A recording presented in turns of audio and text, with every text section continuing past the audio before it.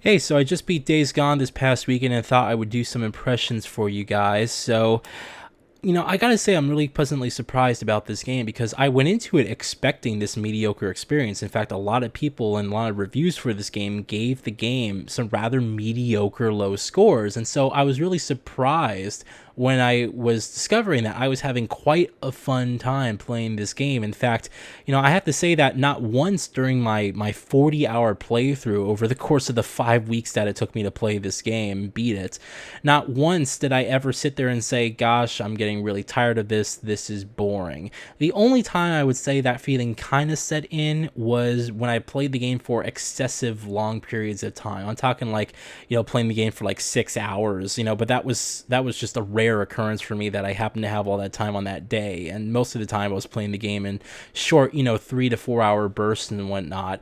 And I gotta say, I was having a really, really good time with this game, and I'm very surprised. I thought the game was very, very good. Now, granted, I am playing the game almost a year later, and so I do have the advantage of having all those, updates and patches installed, and those probably fixed the bulk of the issues that a lot of people had with the game. But even so, I have to say that I felt like the game, in terms of its mechanics and everything like that, just were a lot of fun. And I will agree with people on one thing, and that is the quality of the game is not up to par with the lot of other Sony exclusives that have come out this generation. I did notice, even after almost a year of updates again, I did notice that the game does have these weird glitches and they're like small hiccups. It's nothing that's going to completely take you out of the experience.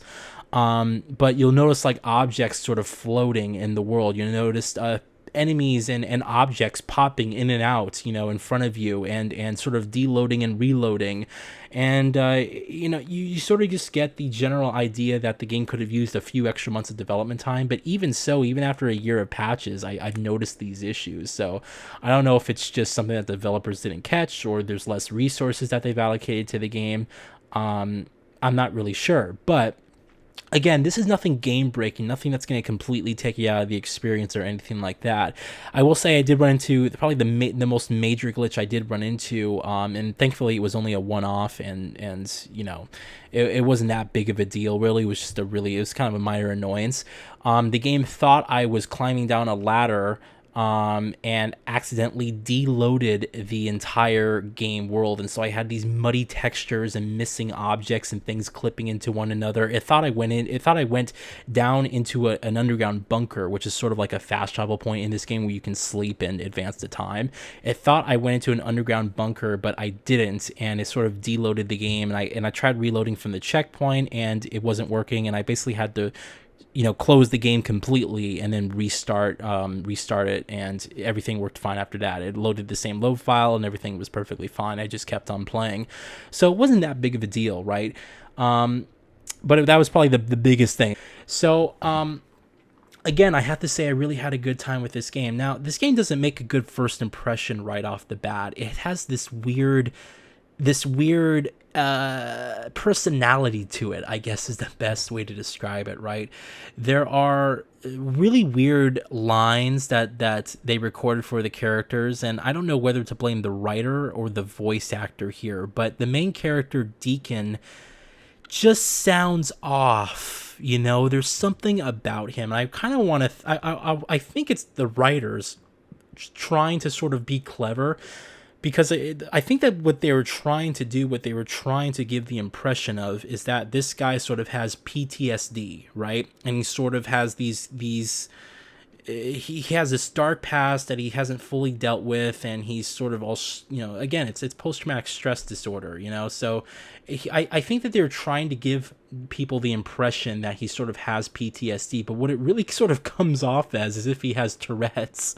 And it's really weird. The character will just sort of angrily yell things for no reason, and he'll go like from flashes of anger to general normal conversations in a matter of seconds. It's the most bizarre thing I've ever seen, right? And again, I don't know if it's the voice actor or I don't know if it's the writers. I want to think it's the writers, because the general voice acting of this game is really good. I think everyone did a fantastic, a fantastic performance with who they're given as. It's just that the writing sort of teeters on sort of laughably bad to wow, that was pretty good. That was a pretty good emotional scene. So it's a bit interesting, and that's sort of what this game is.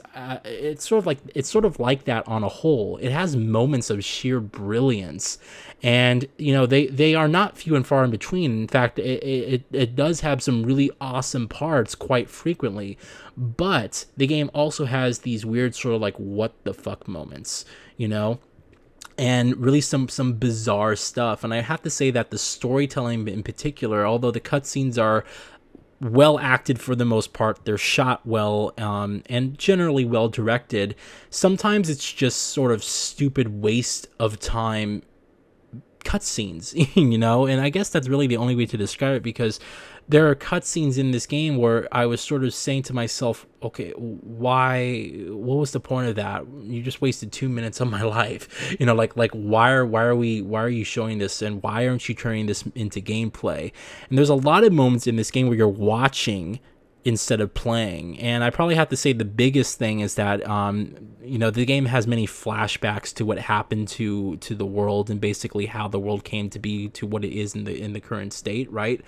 And I just felt to myself like it'd been really cool to have played the game in those flashbacks, but these flashbacks are just cutscenes for the most part, and any gameplay that they have in these flashbacks are sort of on rail sections that you just get to move the camera around, or you just walk in a general direction and listen to a conversation. And so I just kind of felt like they had some missed opportunities here with that. But again, these are minor, nitpicks and whatnot. The game as a whole is very fun, and I have to say it's got a lot of options to sort of fine tune the game to be exactly how you want it. At the beginning of the game, I didn't like the game's shooting mechanics. I thought that the shooting was very stiff. It was heavy. The fact that I didn't have any upgrades for my character meant that my reticle kept moving constantly, and it was very hard to hit or aim on whatever I wanted to shoot at. And what I realized is that the game has just a great options set. I do have to commend them for having probably the best options menu in a video game, at least for this generation. It's been a really long time since games have given you the amount of options that this game gives you. You have dead zone controls that you can adjust to your liking on the controller, and that includes the touchpad, by the way. And so if you're accidentally moving or touching the touchpad, you can actually set the dead zone of the touchpad so that certain areas of the touchpad don't register. And I think that's amazing. And so what I did when I found this out was I just adjusted my sensitivity of the analog sticks to make it sort of feel like a really nice, accurate, responsive third-person shooter, and I was able to get that. And as soon as I got upgrades for my character, which stabilized my aim a lot more, oh my god, the game played completely differently, and it was actually really, really fun and engaging for me, and I really enjoyed those moments. The game just has a beautiful presentation with its visuals as well. This is one of the best looking open world games I've ever seen this generation, and really a YouTube video doesn't do it justice. You guys really have to see this game in person. Probably the most impressive thing is the shadows. They use screen space shadows for a lot of the small objects with this game, and so what you'll find is you'll be walking along a dirt road, and then you'll see individual pebbles and rocks of dirt right on the surface of the ground, and each of those individual pebbles and rocks are casting shadows, and it looks absolutely gorgeous in motion. It's, again, you guys really have to sort of see it, because when you really have time to explore this world at your own pace, the amount of effort in terms of the density of the environment that the developers put in here is just staggering, and it's a gorgeous game that, again, I don't think a YouTube video will do it justice. It really is beautiful, and I'm playing this on the PS4 Pro, so you have a checkerboard 4K resolution, which honestly to me looks native most of the time. It looked really good, and I even got to play the game in HDR, and it has a great HDR presentation, that just great highlight highlights and great colors and everything like that. It's a really gorgeous looking game, and I think that that also helped a lot in terms of, you know, me sort of wanting to explore this world, is because there's a lot of variety when it comes to the world. You actually have, even though this is, you know, Oregon, it's based off of Oregon, right? And it is one big open world. There's different weather and seasons that happen in this world in different regions. And so you'll travel to one area that has like sort of this desert landscape and it looks completely different. You'll travel to another area that has sort of lots of snow and blizzards and stuff, and you're in the mountains and it just looks gorgeous. You'll travel to a different area which is more sort of urban, has a lot of trees and, you know, a lot of jungle and rain and stuff like that. And again, everything just looks gorgeous. I really can't express this enough how beautiful the graphics are, and the frame rate is mostly stable on the PS4 Pro. There are some times where it hitches, you know, especially when the game throws a lot of enemies at your face. You are going to notice things like the frame rate dipping here and there, but to be honest, it only happened for a brief second, and it wasn't anything that was really annoying. It's not like the frame rate dips to 20 frames and hangs there. At least on the PS4 Pro it didn't. The game handles perfectly fine most of the time, but there are some small hitches here and there, and I assume the game's sort of loading and deloading assets, and so that contributes a lot to the actual, you know, frame rate of the game and how the engine is sort of streaming in these assets over time. But, you know, I thought the story was interesting. You know, at the beginning, again, the game doesn't make a really good impression. I didn't care about the characters in the beginning. I didn't really give a shit about what was going on. I was sort of going through the motions. But over time, it was very interesting. Over time, the game sort of has this nice, interesting sense of style to it. It's really weird to describe. There's a certain personality with this game that sort of grows on you over time. And, you know, in the beginning, you might feel a little bit off-put and a little bit like, okay, that was weird. You know, things may not generally make sense, but it's sort of like over time, the game sort of grows on you, and then it just becomes, you know, an element of the game's style and how it delivers its narrative and missions and things like that. And so, you know, I do think that by the end, I did care about the characters. I did actually come to enjoy some of the characters, and overall the narrative grew on me over time. Present always in this narrative is the relationship of this character with his wife, and you know, him trying to find out what happened and everything like that throughout this journey. And at the beginning I was like, I just don't give a shit.